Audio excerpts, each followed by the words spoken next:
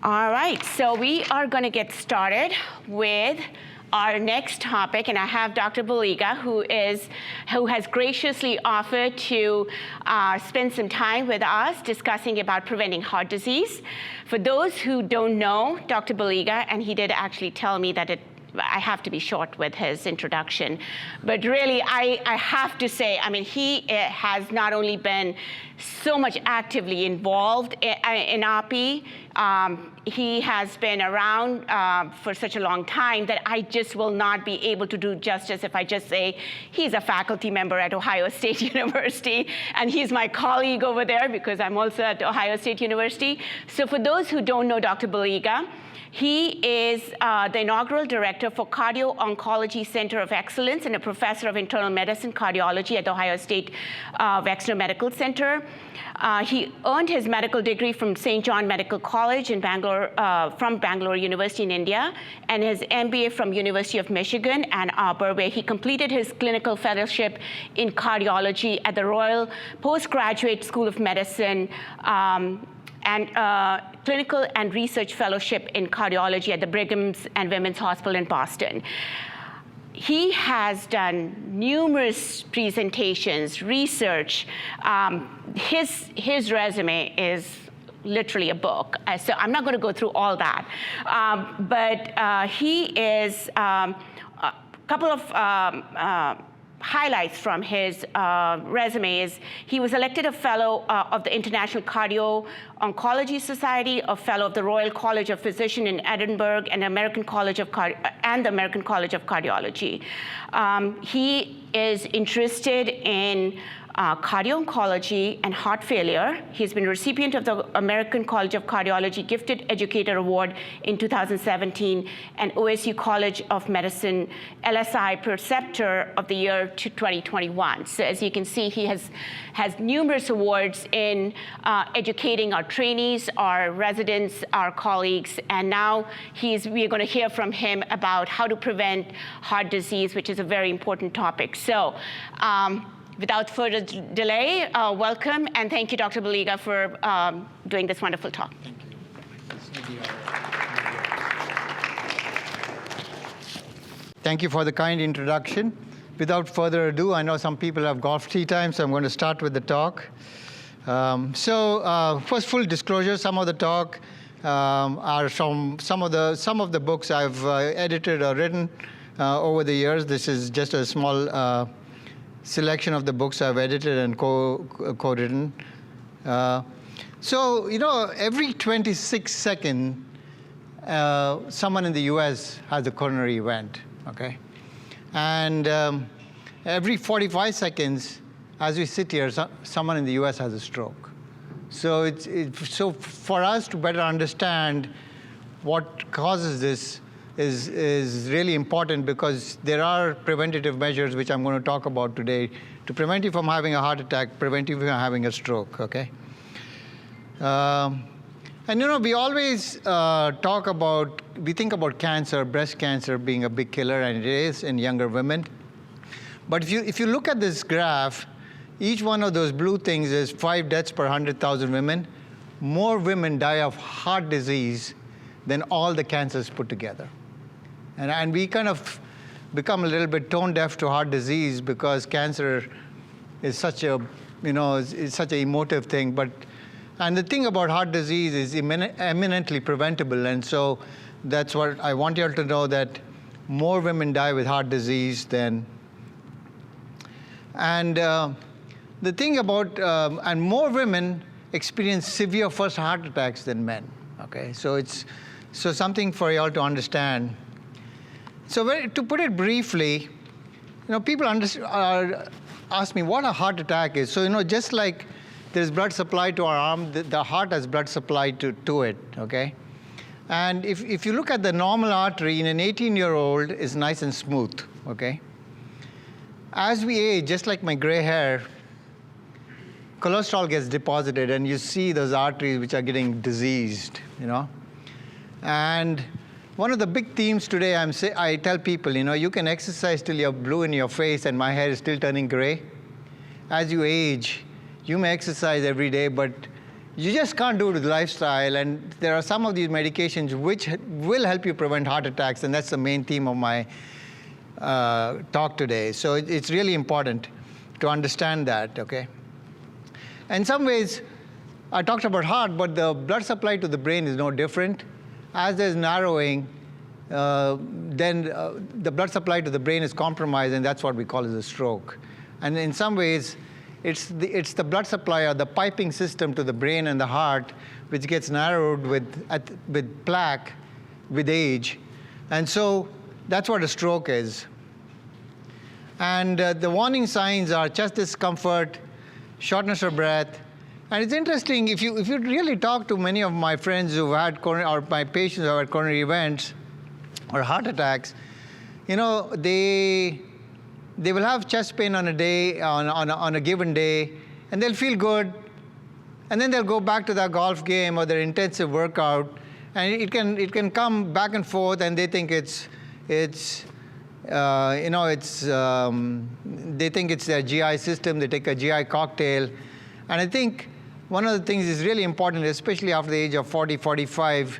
We Desis really have to focus more on thinking of heart as a cause of chest pain rather than just a little bit of intolerance due to food.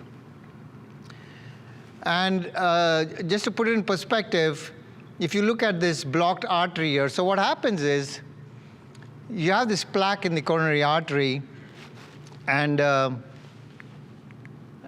you can see what happens is there is this concept called the vulnerable plaque, okay? So if you have 3 people, one with a blockage of 20-30% in their coronary arteries, a person with a blockage of 70-80%, or someone who has got a blockage of 90%, the one who's most likely to get the heart attack is the one with the 20%, because that plaque is more vulnerable, it's more soft, while the plaque which is more narrowed is more firm and is less likely to rupture. So when this ruptures, just like, you know, when you have a little bruise in the skin, the first thing the body does is tries to close the bruise by forming a clot.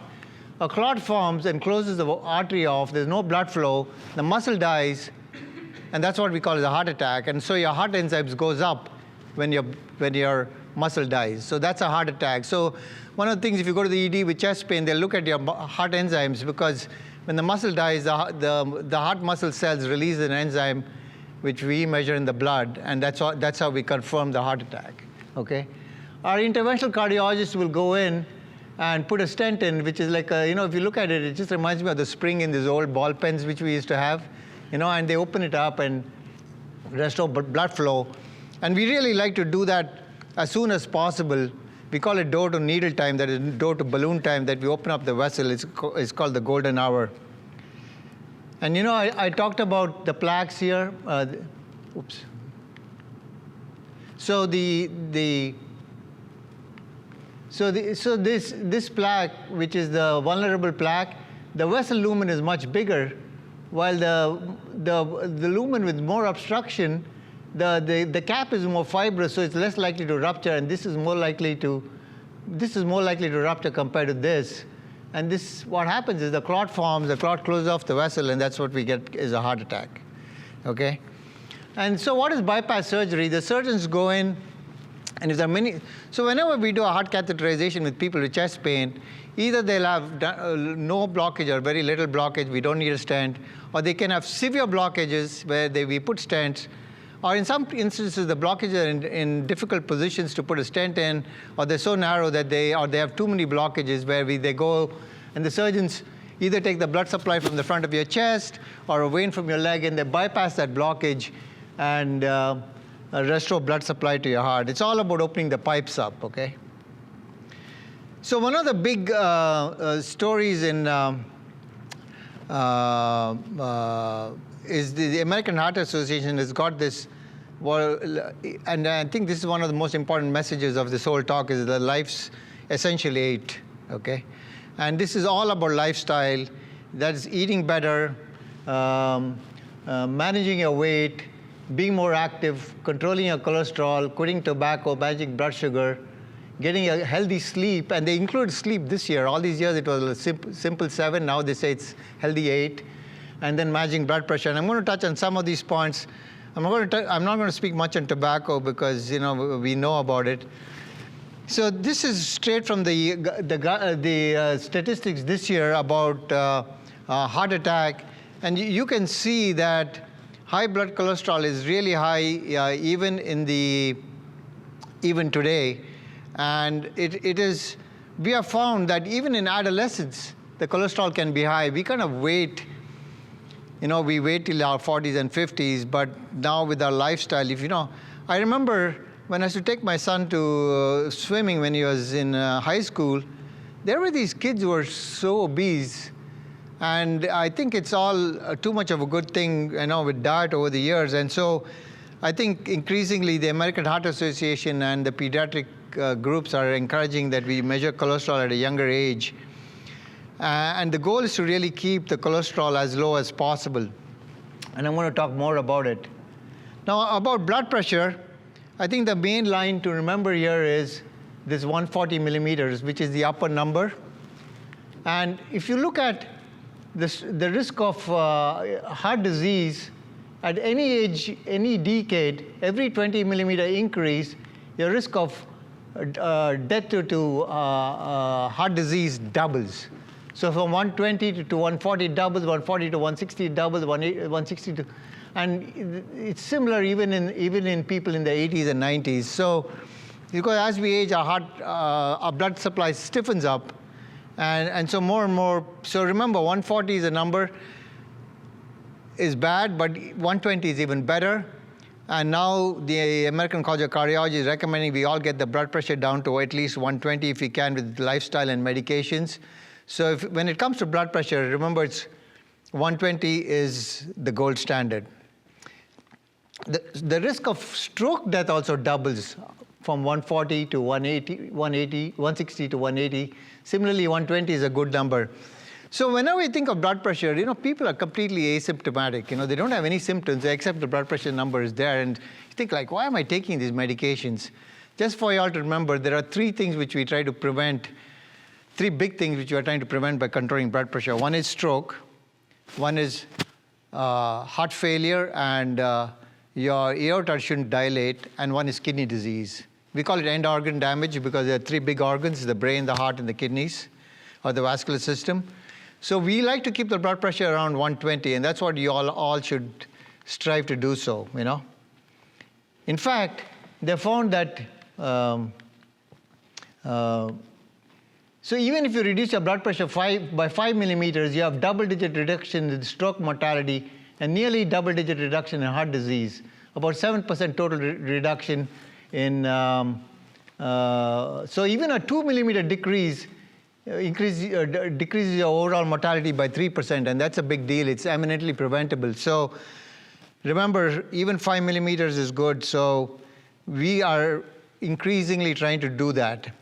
And one of the ways of doing that is to eat less salt, This is an editorial which I co-wrote where some of the important things about keeping the salt is, do you use prepared foods? Ask yourself, if you're using a lot of prepared packaged foods, canned foods, do you eat salty foods like snack foods such as pizzas, potato chips?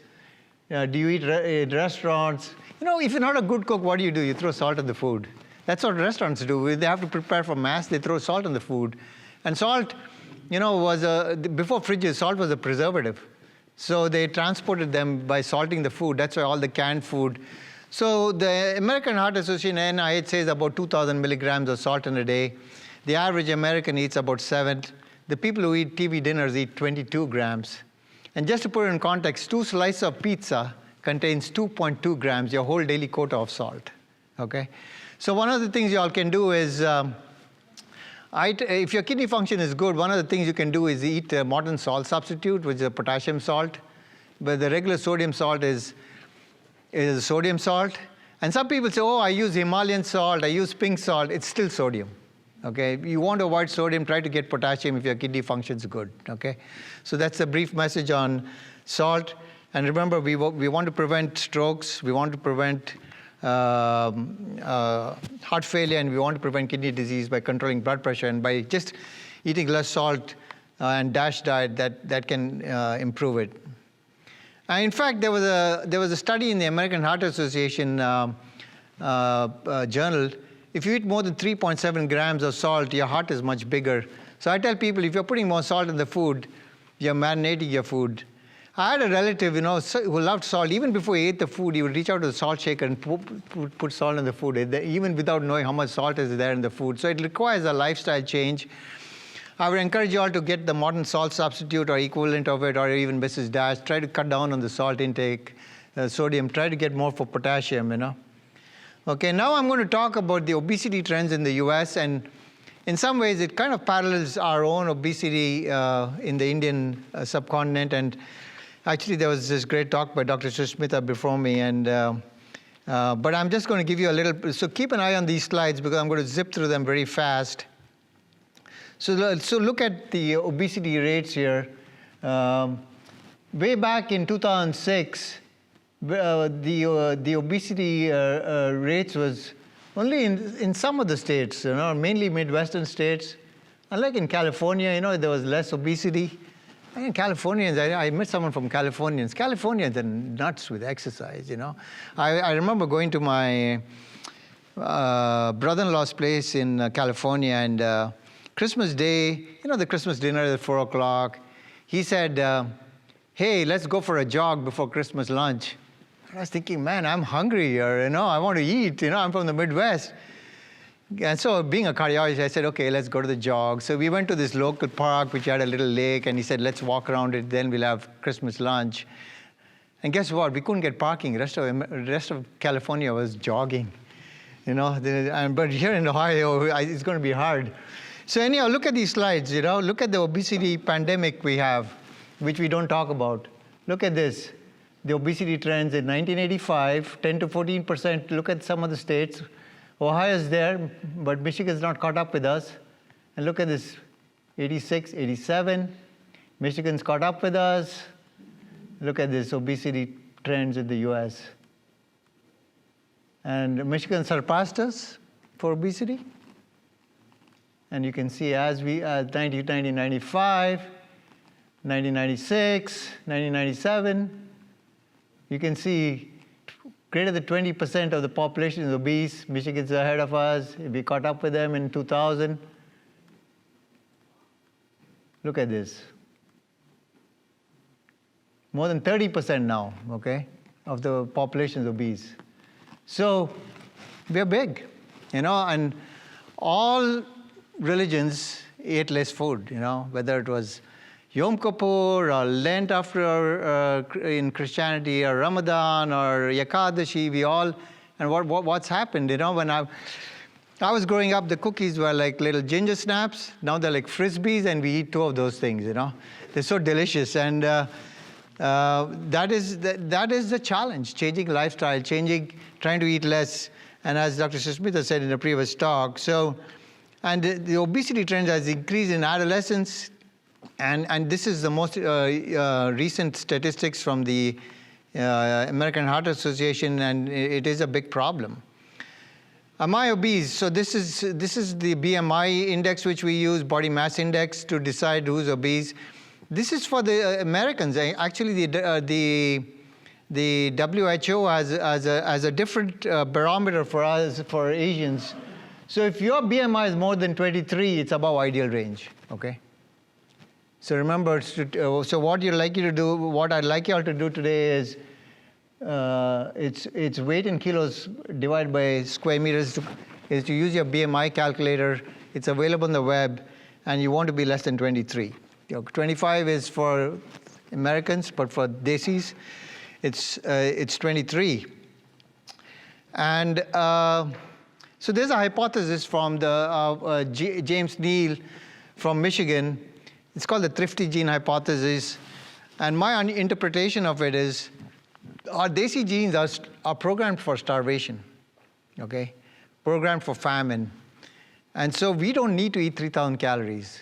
I think most Desis, 1,500 calories per day is good enough, And really, That's one of the messages I want to do with lifestyle. Think of 1,500 calories. And I tell people, it's all about eating less food, you know. All diets, whether it's South Beach diet or low-carb diet for losing weight, I prefer the ELF diet, that is, focus on high-quality foods, but also try to eat less food. ELF stands for eat less food, okay? Remember, when you go to bed every night, I want you all to think of the ELF diet, eat less food, okay? It's easy for me to say it, it's hard, okay? Changing lifestyle is hard. I know this. I got my mother's genes. I'm a thin guy.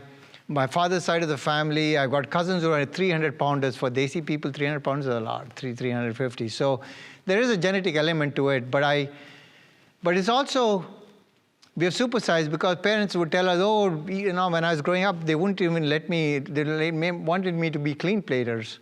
You know, even a single kernel of rice, I wasn't allowed to, you know, I was allowed to clean, I was encouraged to clean the plate.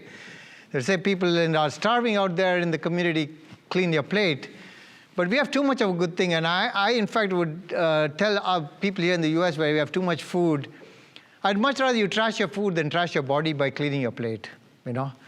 In fact, so much so, what we do in our homes is, if we buy a birthday cake, we each have a slice, and guess what my wife does? After each one has had the slice, she opens the trash can and throws the cake. And my mom was coming over, oh my God, you're throwing this cute, delicious cake, you know? And really, if you have to make that effort, similarly with salt, and if you have canned food at home, I hope today when you go home, you give it away to Salvation Army, because it's too much salt. I'd much rather you eat fresh food, frozen food, because we don't need this much salt, you know? And salt is really like lighting a match in a gas station for you, for high blood pressure people, people with high blood pressure. So something to keep in mind with lifestyle. So remember, so I talked about portion control. I'm going to talk about a little bit of exercise. The key goal is to increase the muscle mass. I encourage many of my patients to buy pedometers if you're kind of, some of us like metrics, like numbers to chase, especially the engineers like numbers. So I usually like 18,000 steps a day. 10,000 steps is like a C+, you want an A+ for me, don't you, as a doctor? I won't get my A+ if you don't do 18,000 steps a day, And it's a brisk walk. It's kind of interesting. They found that if you do a sweaty workout every day, you have less dementia. And you don't have to sweat like a pig. A little sweat in the armpit is good enough. Because if you're sweating, it tells me that its blood supply is going to your skin. If it's going to your skin, it's going to your brain. If it's going to your brain, it's going to your heart. It's like an oil change every day. So don't look at it as a chore. Look at it as an oil change every day. And just think about it. Satya Nadella, he's $250 million a year. He was promoting his book on TV, and I was watching it, and they asked him, what do you do first thing in the morning? And he said, I thought he'd say, I'll brush my teeth or something like that. He said, no. Before I go to bed at night, I keep my running shoes next to my bed. So as soon as I wake up in the morning, I'm freshened up, I do my 30, 40 minutes on the treadmill. And so it's difficult to change lifestyle. So I encourage you all, if you want to exercise, you have to change habits. I encourage you all to keep your running shoes next to your bed at night. So as soon as you wake up in the morning, you wear it. And you go to bed looking at your running shoes, you're already psyched up to work out next morning. And if you don't do it, it's very difficult to change lifestyle, believe me. It's easier for me to pontificate, so you got to help yourself. In fact, if there's one book which I would recommend for you all to change lifestyle, it's a Wall Street Journal bestseller book. It's called Atomic Habits. So if you change one small habit, it's called a keystone habit, the rest of the day falls into place. So decide to change one small habit every day. There's a book called Atomic Habits. That is, if you change your habits by atomic amounts, your lifestyle will improve. And I think it's really important. My cousin's husband was a hedge fund manager in New York City. He was about my age. This was when he was 48, making $40 million a year. And one evening, on a Saturday evening, he complained of chest pain, and he passed. And the reason I'm sharing this with you is, what's the point in having wealth if you don't have health? This is a philosophical question, and I think I encourage you all to, most of us are fresh off the boat here, and we don't know when to switch off. it's so important to keep health as a number one priority, and I encourage you all to think about health. We wait till we are 55, 60.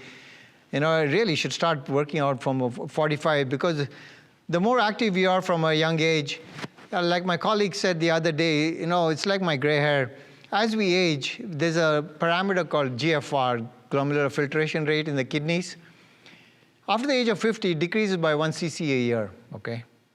If you're an uncontrolled diabetic, it decreases by 1 cc a month, or maybe 4 to 8 cc a year. So you want to control your diabetes. What diabetes does is it accelerates your aging. It coats your, I showed you those plaques. If you're uncontrolled diabetic, your blood vessels get coated with those plaques. So it's really important for you all to control your diabetes. And really, people say, oh, I don't have a primary care physician.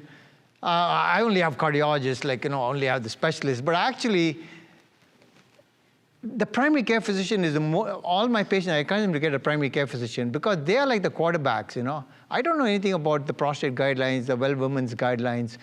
And so I encourage you, if anything today, you should get a primary care physician to help you set you up to succeed. I call them like coaches, We all know how to lose weight, eat less and exercise more. If it was that easy, we could all do it. Michael Jordan knew to throw the ball in the hoop, but he still had a team of coaches, okay, 5 coaches. Tom Brady has a diet coach, he has a mental coach, he has a nutrition coach, and we are ordinary Jill and Joe blogs, so it's really important to get a coach. If you can't do it by yourself, get a personal trainer, it's worth it, It's no point having wealth if you don't have health, and so I would encourage you to get a personal trainer. So this is a really important study called the PURE study, which came out in the Lancet. They looked at 135,000 individuals from several countries all over in 5 continents, and guess what? Carbohydrate intake was associated with increased mortality. So remember, carbs kills, okay? So cut down on the carbs. And Dr. Susmita, in a previous talk, she said very elegantly, it's the proteins and the fats you want to focus on. Carbs are not an essential macronutrients. So you're more likely to die if you eat carbs, okay? There's no easy way of putting it, And the thing is, if you're more disciplined, they looked at people in Japan. If you're more disciplined, and your mortality improves. This is a study which they studied in Japan. And Japanese people are more conscious than us, so something to think about. And then I talked about the ELF diet, eat less food, okay? And I recently had a co-authored article on religious fasting and vascular health. What happens is when you eat less food, even your bone marrow, which regenerates all the cells in your body, replenishes better.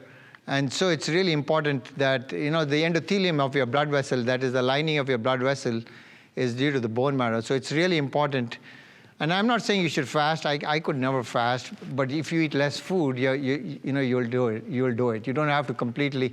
I lived in Europe, so I love my food. I've never skipped a meal in the last 25 years. I've maybe eaten late. Maybe skipped a meal once or twice when I have a tummy upset. But I have 3 meals a day. But I just eat a lot less food. Okay? And some people prefer to fast, whichever works for you for eating less food. But it's something to keep in mind. So this is an important study illusion called the Delboff effect. So the same portion looks, depending on the plate, this looks like a smaller portion. So one of the first things I want you all to do is take those big US Texas-sized plates, give it away to Salvation Army, get the small plates. Because when you put food on these smaller plates, you're likely to eat less. Because changing habits is hard.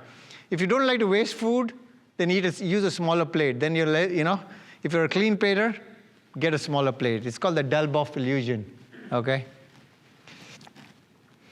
The other thing you can do is, whenever we go out for dinner, we have these 4-course dinners.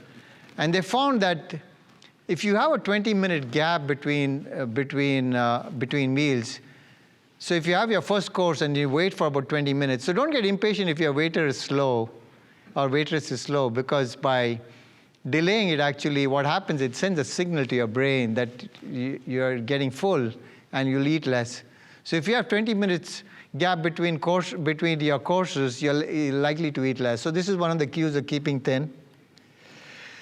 I know people here, everyone here is less than 25, except we have 2 young medical students here. Give them a round of applause, the next generation, you know. As we age, actually our metabolism slows down. There's actually a multiplication factor on how much calories you need. You know, there's no question. As we age, we have to eat less. This is from Circulation, which is a heart journal. So this talk is being recorded, so you can see the math that we need less calories as we age. And then I talked about the sweaty workout. And during COVID, people couldn't go to the gym. And now, I don't know, I belong to the New Albany Country Club, and there's a swimming pool 3 miles away. But even I don't like to, it's a chore. It has to be a part of a rhythm. So during COVID, I had to come up with a strategy on getting my patients to exercise without making it easy for them. The gyms are closed. So what I would do is I get them to put 2 chairs 6 foot apart and do a figure of 8 for 40 minutes at a full speed. So start with 5 minutes today. If you're not used to working out, start with 5 minutes, keep 2 chairs apart, do 5 minutes today, do 6 minutes tomorrow, do 7 minutes the day after. Add by 1 minute every day, so by the end of the month, you're up to 40 minutes, okay? What I also did when they did that, the figure of 8, is I got them to sing. At that time, I was getting them to sing because, I knew COVID was a lung condition. I wanted their lungs to improve. And singing improves the lungs. But guess what? There was a paper recently which showed that actually if you sing when you exercise, it improves heart health. So, and my medical students can see that I get my patients to sing. And even if and I tell them, oh, I'm not a singer. I say, okay, put the music on, do Wheels in the Bus, do Christmas carols, or whatever you do, So whatever, if it's a Bollywood song, do it. It's kind of fun. It improves your mood, it improves your lungs, and it improves your heart health. So think about singing, I'm hoping by the end of this year, we'll have a lot more singers in our Desi community because of this advice, okay? So this is about exercise, I talked about, it's mainly about this is from the JAMA paper, which talked about biking, weight-bearing exercise, stretching, and we all know about, and even group exercise. Moods are contagious. Why do you go to the gym? Because you see someone else exercising, you're more likely to exercise. And that's why the Peloton helped. If you don't like to go to the gym and you like contagious moods, the Peloton helped because you could see online other people exercising with you, so you kind of do that. So whatever works, but think about doing that, the recommendation is 30 to 40 minutes of moderate intensity physical activity. And even my 95-year-olds, I get them to exercise 7 days a week. And my 94-year-old lady came about a year ago and she said, Dr. Baliga, can I skip Sunday? Guess what I told her? Only if you don't eat. No, I said, do you want an A+ with me or a B-? If she wants to live another 10 years, I treat her like my 40-year-olds. 7 days a week, sweaty workout, And so I really want you all to think about this lifestyle 7 days a week. So, oh, I'm old, I can eat. No. And you know why? When she was 94, I said, wow, you're 94. She said, that's nothing, Dr. Baliga. I have a 103-year-old lady in my community, and she's still teaching English literature. So when I'm giving all these recommendations to you, I'm shooting for 100 years, okay? And you can do it. You just have to, lifestyle is a big part of it, okay? So just to put you about food, this is a table of how many calories for whatever you do, whatever exercise you do. So a can of Coke has 140 calories, okay? And you have to do a lot of exercise to do that. Look at this. You can do 30 minutes of square dancing and you still won't burn the can of Coke. So people will play golf and then they'll go up to and then have beer and whatever. But so you're not canceling it out. You're still eating more. So something to keep in mind. So these are all these activities which a can of Coke does, and you can. So maybe then I want to change I'm talking about exercise, but too much is too bad too. In fact, you see some of these people who are runners over the years who do marathons. They wear out their joints. They need knee replacements. They need hip replacements. So too much is too bad too. And similarly, I think if you're wearing out, if you're having a knee replacement, heart replacement, I think you're wearing out your heart and vascular system too. So too much is too bad. In fact, if you do more than 20 miles of jogging in a week, your mortality goes up. So it's a U-shaped curve, which is an inverted bell-shaped curve. The sweet spot is somewhere here. So between 45 minutes to about an hour, it comes of brisk exercise, okay? I don't let any of my patients or my friends run marathons. I bombard them with data why not to do it, because it increases mortality. So remember the U-shaped curve, too much is too bad. Sweet spot is 40 minutes, okay? Sweaty workout. And so it's kind of interesting. This is just a slide for y'all. I've included what different activities do.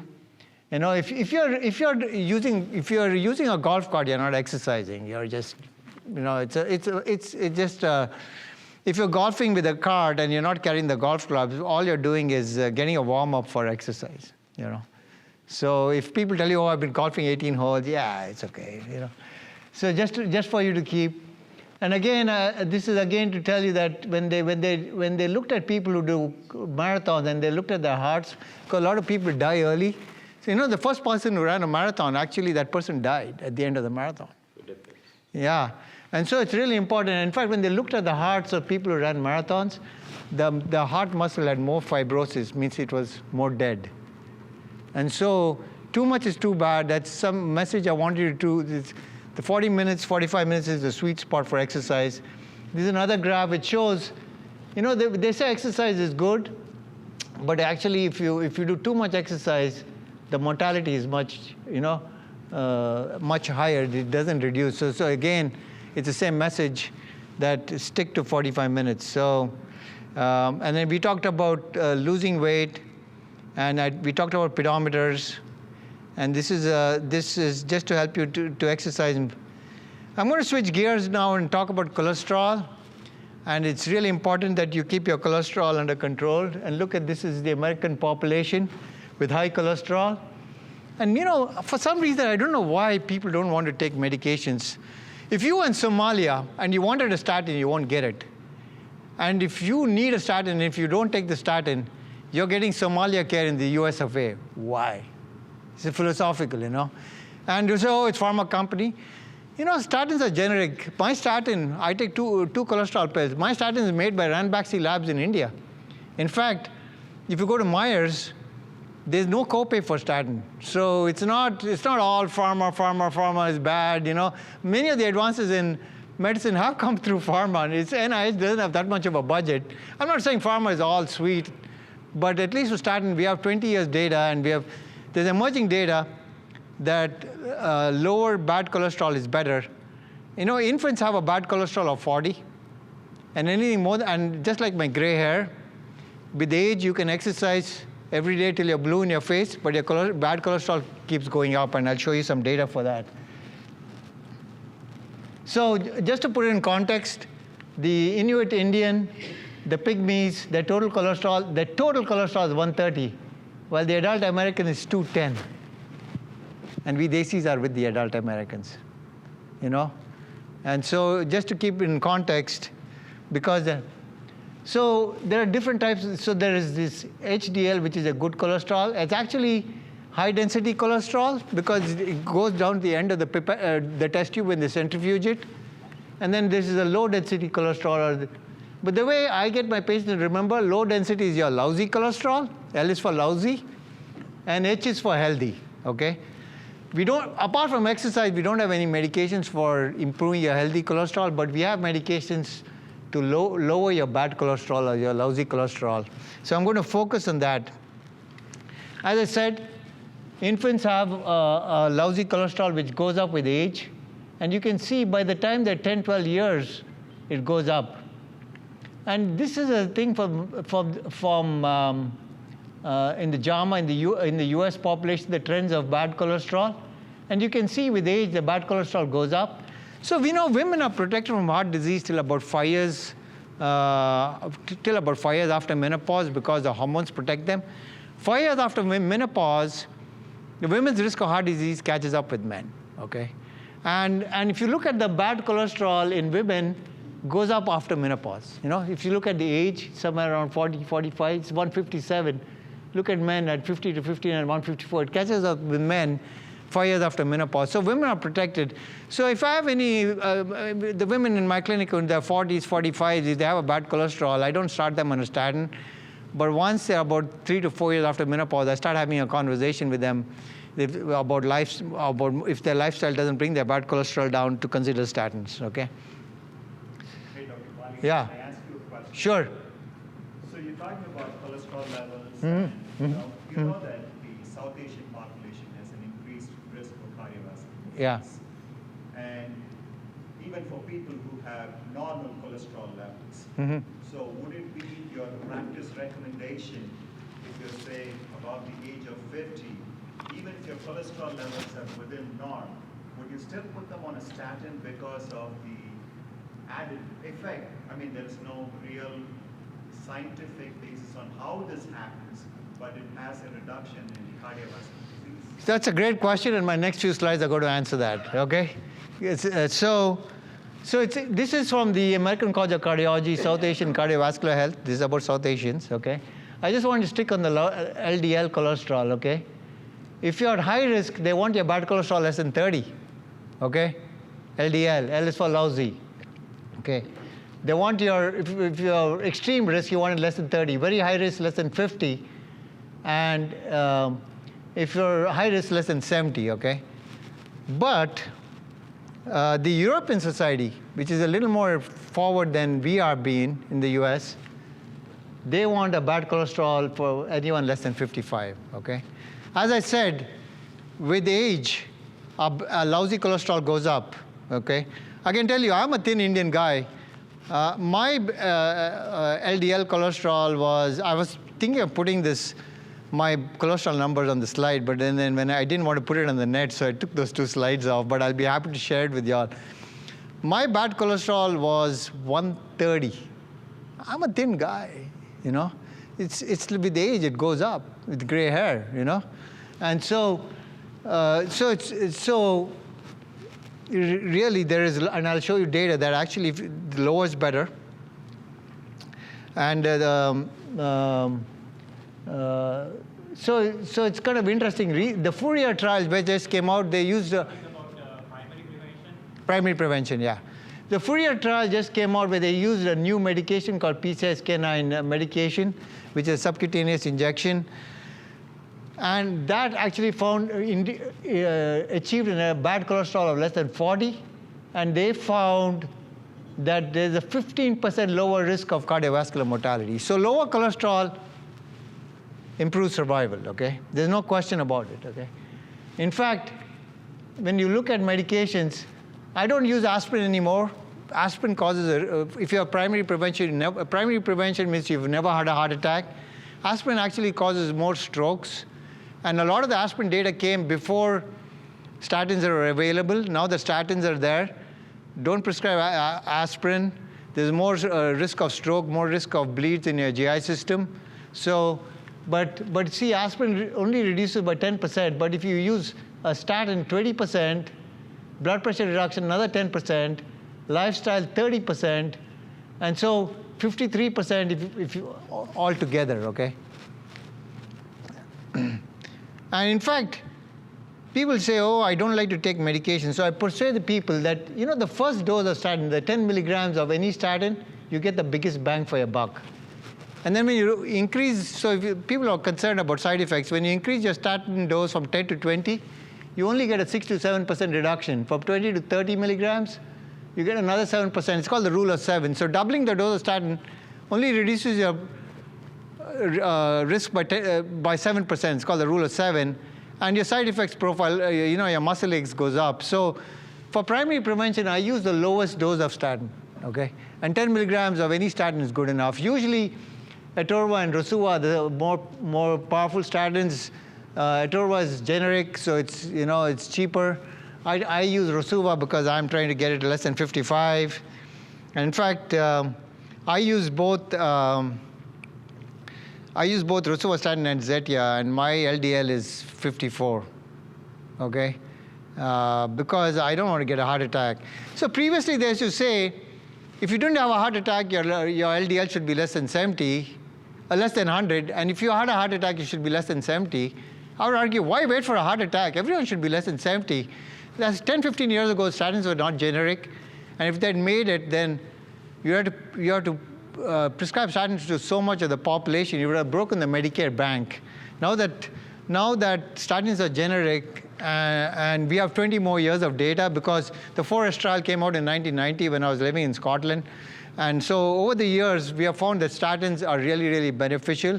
I know people hate to take medications, but if you had to pick one medication, I would take a statin, okay? It's not the standard of care. It should be, but... Prevention is. So, yeah, that's about the US health system. They don't reimburse prevention. It's the way it's set up. Talk to your congressman. AIA is the place to go. So then I wanted to talk to you about these medications, the PCSK9, which are subcutaneous injections. They can get your LDL really less than, it's twice a month. I'm a bit of a late adopter of these new medications. They've been there for 5 years, but taking an injection. But the inclisiran is one of these drugs where you take 2 shots in the first year, and then you take a shot twice a year. You don't have to take a statin. You just this new drug. In 4 or 5 years, I think it'll be prime time. So keep your eye out for this shot. So then you'll be going for your flu shot, your COVID shot, and your statin shot. All in one sitting. So if you don't like to take pills, just take those 3 shots, and you'll be good. So that's going to be the future. Now I want to change. Switch gears and talk about fish oil, because a lot of people like to go to Costco and buy fish oil capsules. So fish oil actually increases your bad cholesterol, increases your LDL cholesterol. The other thing is that the fish oil you get in Costco, I don't know where it's made, but if they get it from the Great Lakes, there's a little bit of mercury. So I don't encourage fish oil capsules. It's interesting. People, if I tell them, I prescribe a statin, they say, oh, it's too expensive. Then they'll go to Costco and buy like all these medications worth $100, It's amazing. And they think there's no side effects, but there is. So fish oil, if you're going to take fish oil, then you should be on a statin, because fish oil increases your bad cholesterol. And it doesn't work in everybody. When they did the big GISI trial, they saw that the fish oil doesn't prevent heart disease. And I think the Berkeley people came up with, this is a science article review. In Berkeley, they think that fish oil works in Inuit Indians because they have the gene to process the fish oil. We Desi guys, if you're from very Madhya Pradesh, fish oil won't work for you. If you're from Kerala or somewhere, it may work for you. You may have the genes, but it doesn't work for people who are not coastal people because you're not genetically programmed for it. So that's my thing on fish oil.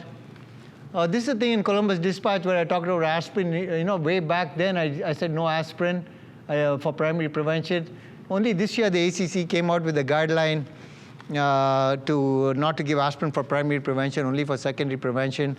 So I stopped the aspirin in all my patients who are on a good dose of statins. And this is the FDA. The FDA came out with the advisory not to use aspirin for preventing heart attacks and strokes. Because, I showed you how the strokes and heart attacks happen. The clot ruptures, and the plaque ruptures, the vulnerable plaque, and forms a clot, And it's that time you need the aspirin. You don't need aspirin every day, because if the aspirin was safe, I would have asked you to prescribe it. But if you don't use it, your chance of getting a stroke or a GI bleed are high. So I wouldn't take an aspirin if you're taking a statin. And so I want to make it more interactive. So remember, I just want to talk about sleep, because as we get heavier, sleep apnea. So the brain is 2% of our body weight, okay? But the heart pumps 25% of the cardiac output to the brain.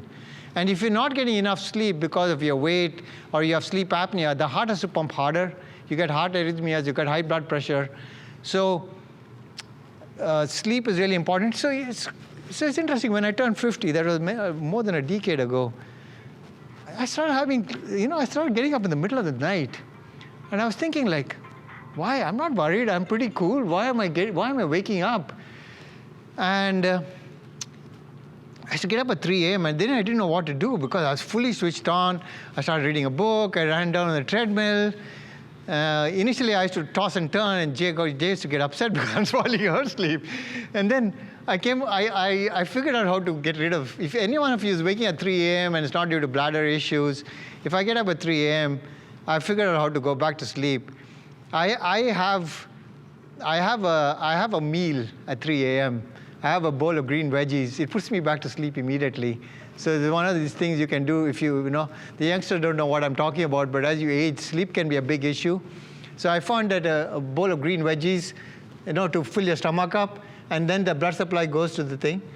And the other thing I want to talk about sleep is, I think if you're waking up in the middle of the night, it tells me you're not doing enough exercise that day. Because I realize the days I swim, I sleep really well because I'm exhausted. Because as we age, we do less exercise. I went for a poolside barbecue, and the kids were there, and every 2 minutes they're jumping in the water, and all the parents were sitting there and just eating. You drive through the subdivision, you see all the basketball hoops. It's only the kids. The old guys are not playing basketball. We are doing less with age. So if you are waking up in the middle of the night, you're not exercising enough that day. So something to keep in mind. So if you want to sleep, you have a question? Yeah, is it safe to take melatonin for sleep?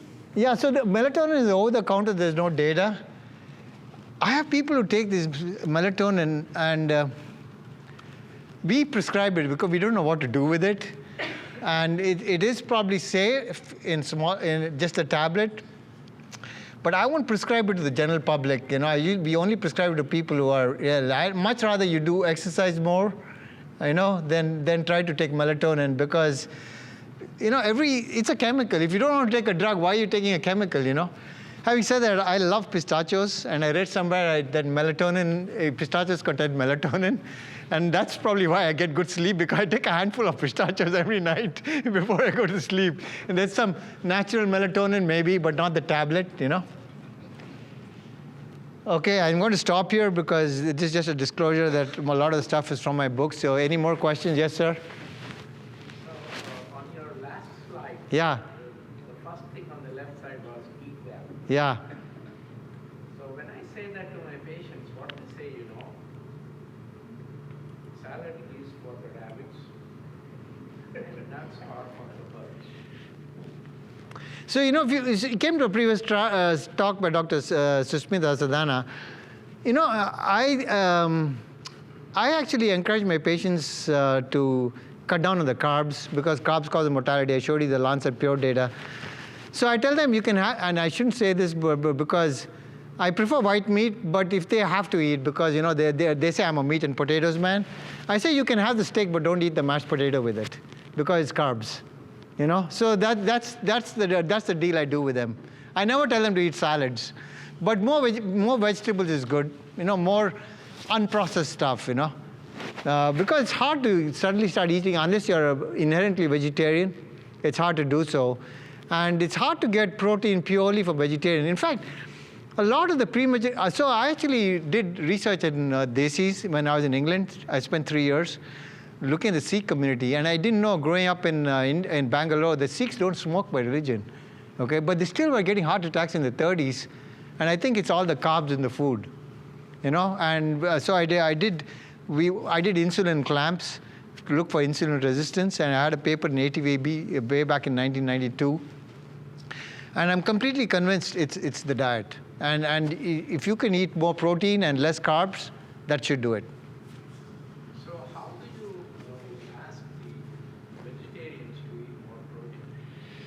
That's the hard part of it, because that's a question I wanted to ask Dr. Sadhana, Dr. Susmita this afternoon, because when she showed, I think the end of the day, it's all eat less food. So you can eat more protein, but you have to eat less. And that's the hard part, because I don't have any cookies at home, because those things are they're tempting, So I tend to eat pistachios, or I eat, for snacks in between when, we are comfort eaters, So I eat, it takes so long to take a lifestyle, and that's why it's good to have a personal coach. I think it's an investment in your health. Unless you want stents, and I can tell you 90% of my family who love their food or foodies, they have stents. So what do you think about the protein shakes, those things which are 20 grams kind of thing? I think protein shakes without sugar is good if it's sweet. So the thing is, I don't even encourage fruits, because fruits are sugar just because it's fruit. Yeah, but they will still be sweet. The problem with blending is you lose the fiber, you know. So I prefer to eat the whole stuff rather than blend it. But if it's easier, you know. And then if you go back to, when I was young, at breakfast I used to eat only 2 idlis. Now we eat 5, and then we have refills, you know. It's too much of a good thing, you know. Yes, sir. Dr. Baliga, I'll go on. No, I was just going to answer your question actually, what protein sources for the vegetarians. You know, your simple Greek yogurt has good amount of protein. 15 Cottage grams. cheese has good amount of protein. You know, you make the shakes without sugar, just add, pea protein in that. Those are all vegetarian proteins. And actually, we don't need to eat as much as we tend to eat in the servings here. We really have to reduce the plate sizes to get there, you know. And actually, I was just looking at my own calorie intake in the last 7 years. I don't think I eat more than 1,500 calories a day. So the protein need is only like what? 1 gram per 1 gram, yeah. If you are 60 or 70 kilos, it's not enough. Yeah, and we are about 50 kilos, 52 grams of protein. You don't need more than that, you know. Because too much protein is also bad.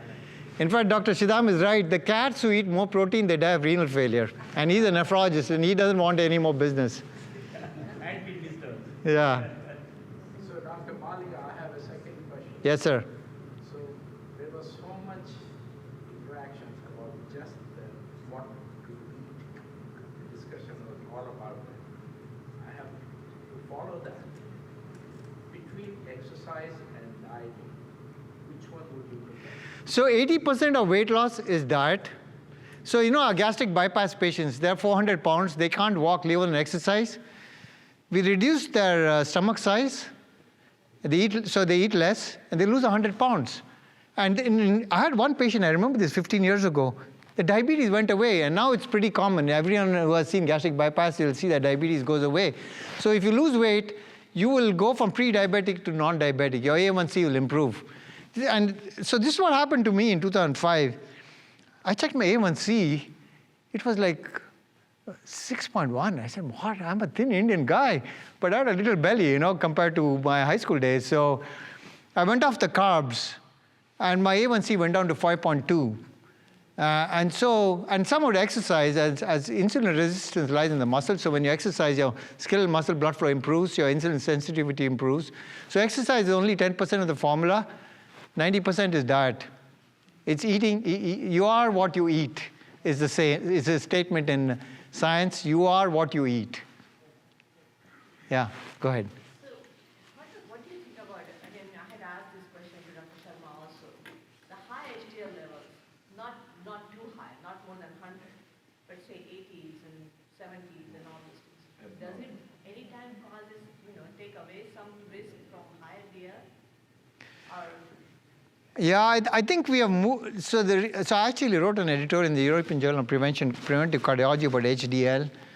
So some of the things is if you go through the studies, the HDL, the assays used were very different. So when you look at some of the data, so all the studies, the HDL measured in different studies were very different, and they used different assays. So in fact, they found with HDL there's a U-shaped curve. So there's a sweet spot, and too much is too bad, and too little is too bad. And I can send you the editorial if you're interested. It's kind of interesting. It's all to do with the cholesterol dynamics in the liver. Because cholesterol is synthesized in the liver, and statins block, for those who are not physicians, the statins block the enzyme in the liver and reduces your bad cholesterol. So really the liver is the engine or the machine for metabolism for your body, and the statins act in the liver and block the production of bad cholesterol. so where is the sweet spot for HDL? Yeah, I think we have gone away from it because we don't, because the more data is lower, cholesterol is better. And my sister-in-law, she lives in California. She works out 4 hours a day. Her HDL is 110. 110? Yeah. And I mean, but I think you wear out your joints when you do that, it's, so we don't know, but we don't, and most of us, even with all my thing, my HDL is still, it's only about 54, 60. It's not that high, So it's too much is too bad also. So it's a U-shaped curve. Dr. B? Yes, sir. Can you comment about role for high sensitivity CRP testing and coronary calcium score? Yeah, I know. I never order it because the LDL tells me enough. But then there are some patients you want to convince them. But if your coronary calcium is already high, you're already too far advanced. You have blockages. Really, when and people wait, I don't know why they wait. Oh, I don't like to take pills. And then they call me, they have a stent, because they don't want to take the pills. Similarly with blood pressure, people don't want to take it, then they get the stroke. It's kind of too late. And I can't blame them when you're asymptomatic.